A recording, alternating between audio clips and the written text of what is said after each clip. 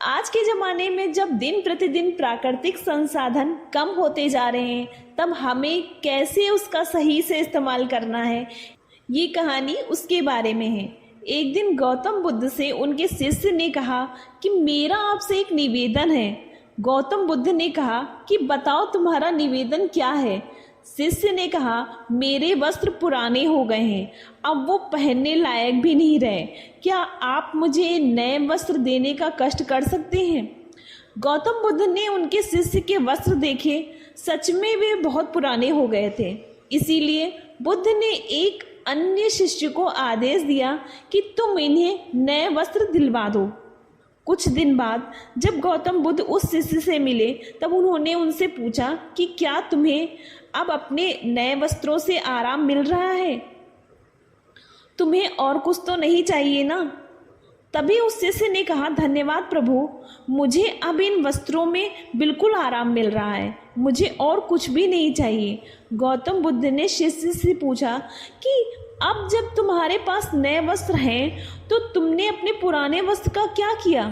शिष्य ने कहा, प्रभु, अब मैं उसे ओढ़ने के लिए प्रयोग में ले रहा हूँ।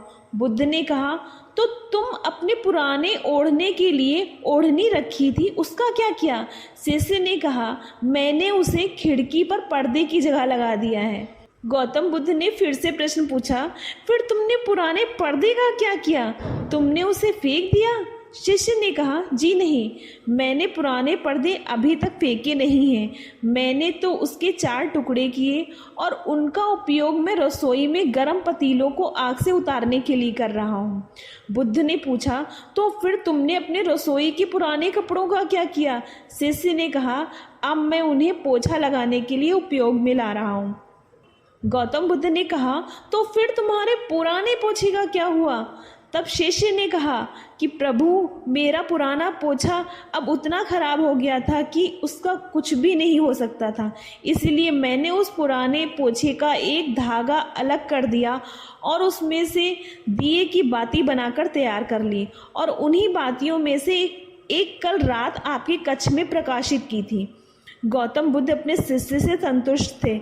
वो ये जानकर बहुत खुश थे कि उनका शिष्य चीज़ों को बर्बाद नहीं करता है और उसमें भी ये समझ है कि चीज़ों को किस तरह से प्रयोग किया जा सकता है। आज के ज़माने में जब प्राकृतिक संसाधन दिन प्रतिदिन कम होते जा रहे हैं, तब ऐसे समय में हमें यही कोशिश करनी चाहिए कि हम कैसे चीज़ों को बर्बाद होते हुए रोक सकते हैं और उसका सही से इस्तेमाल कर सकते हैं। हम सब मिलकर अपने छोटे छोटे प्रयत्नों से और चीज़ों को बर्बाद ना कर इस धरा को बचा सकते हैं। दोस्तों, अगर आपको हमारी ये स्टोरी अच्छी लगी हो तो प्लीज़ हमारे चैनल को लाइक करिए, सब्सक्राइब करिए और शेयर करिए, जिससे हम और आपके लिए ऐसी ही मोटिवेशनल स्टोरी लाते रहें। Thank you.